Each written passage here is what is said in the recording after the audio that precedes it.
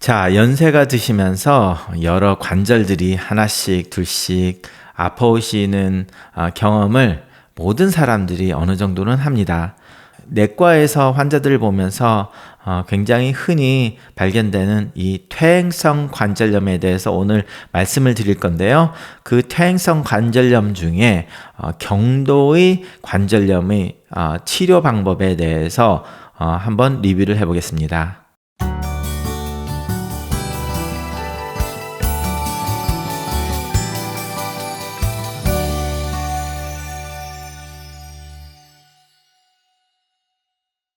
퇴행성 관절염, 관절이 아프다라는 말을 굉장히 많이 하고 거기에 대한 치료약들도 굉장히 많은 매스컴에서 선전을 하고 있습니다.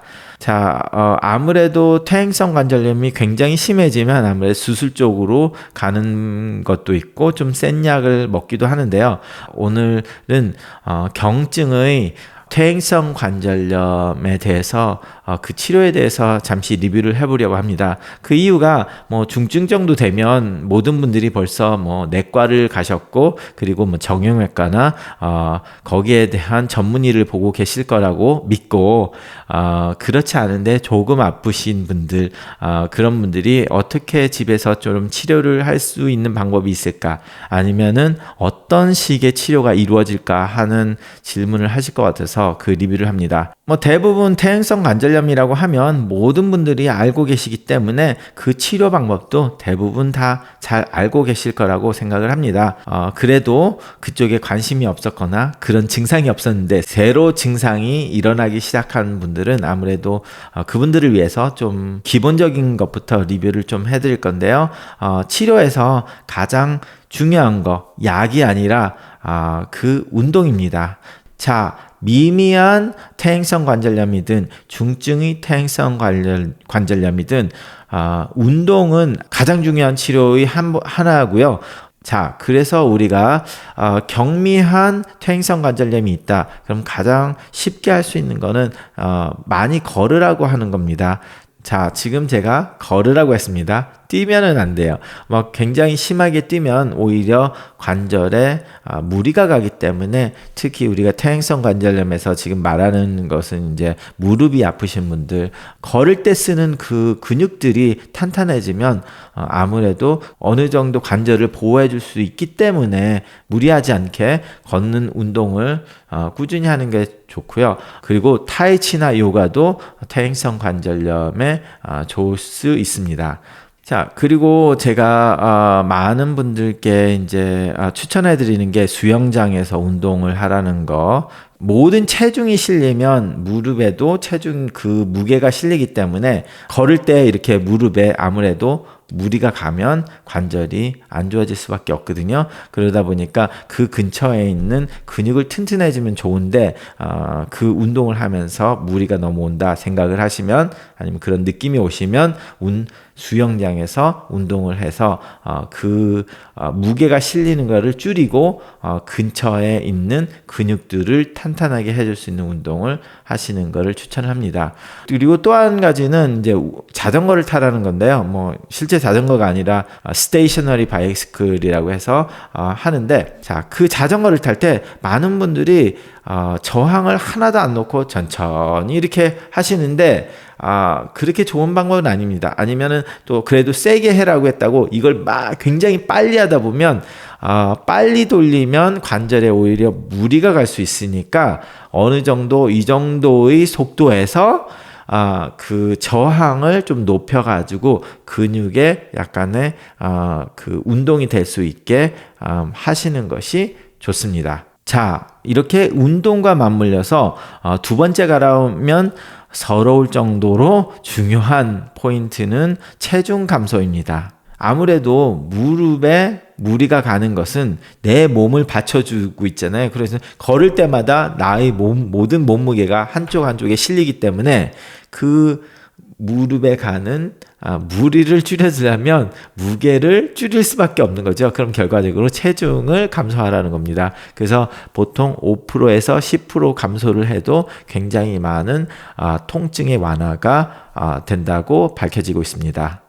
자, 그래서 우리가 이런 말이 나온 게 여러 가지 임상 실험이 있었는데요. 그 중에 하나가 이제 아이디어 임상 실험이라고 하는 것입니다. 자, 여기서 퇴행성 관절염 환자 중에서 비만한 사람들의 454명을 대상으로 임상 실험을 한 거였는데요.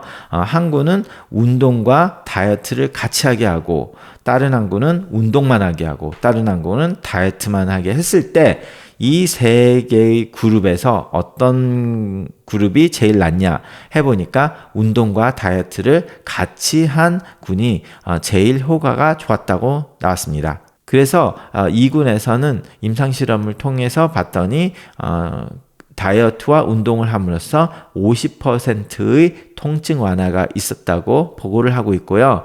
임상실험이 끝났을 때 38%의 이군의 환자들이 통증이 완전히 없어졌거나 미세하게만 남아있다라고 보고를 했습니다. 그래서 이제 운동과 다이어트가 중요하다는 것을 이런 보고 자료를 통해서 여러분들께 알려드리는 거고요. 자, 그럼 운동과 다이어트, 체중 감소 이외에 뭐 약은 없냐? 그러면 여기서 중증이 아니라 경증, 마일드한 경우에서는 이제 먹는 약보다 바른 약을 더 선호를 합니다. 아무래도 먹는 약은 소염제를 쓰게 되면 속도 쓰리게 되고 전신적으로 다 퍼져야 되는 거기 때문에 지금 우리가 원하는 거는 뭐 무릎의 관절의 퇴행성 관절염을 향상을 시키는 거니까 무릎에 바를 수 있는 걸로 해서 고기만 영향을 받게 이렇게 해서 소염제를 크림으로 만든 그런 약들이 있거든요. 한국에서는 이름은 제가 잘 모르겠고 미국에서는 뭐 대표적인 게 이제 볼타렌 젤이라고 이렇게 있는데 이런 거 쓰시면 좀 좋고요. 꼭 무릎만이 아니라 손에 관절염이 있어도 이런 약이 좀 효과가 있습니다. 자, 그런데 이런 소염제뿐만 아니라 캡세이신이라는 크림이 있는데요. 고추에서 추출해서 만든 크림입니다. 자, 그런데 이것이 퇴행성 관절염으로 인한 통증을 줄여준다고 밝혀져서 지금 어느 정도 효과를 인정받고 쓰이고 있습니다. 처방전이 필요 없이 그냥 약국에 가서 사실 수 있는 약이고요. 이렇게 치료를 했는데 그래도 통증이 계속된다. 그러면 이제 다른 방법들을 모색을 해야 되는데요. 아무래도 그 무릎에 무게가 실려서 그러니까 무릎을 보호해주는 이제 보호대를 착용을 할 수도 있고요. 그리고 뭐 그 다음에 타이레놀을 좀 소염제를 먹는 게 더 좋을 수는 있는데 소염제는 부작용이 좀 더 있기 때문에 이제 타이레놀을 먼저 먹는 것도 고려를 해볼 수 있고요. TEN이라고 해서 그 전기 자극을 주어서 그 통증 완화를 시키는 그런 방법도 있고요. 이것도 처방전 없이 살 수 있는 기계고요. 이걸로 했을 때 통증 완화가 된다. 한의사 선생님들이 이런 것들을 많이 쓰시는 걸 봤고요. 물리치료사에서도 쓰죠. 그런데 이제 의사들도 이런 물리치료 아니면은 재활의학에서도 쓰는 건데 퇴행성 관절염에도 어느 정도 효과가 있다고 보고 있습니다. 뭐 이렇게 해도 안 된다. 그러면은 그 다음에 이제 다른 우리가 보조품도 생각을 할 수 있는데요.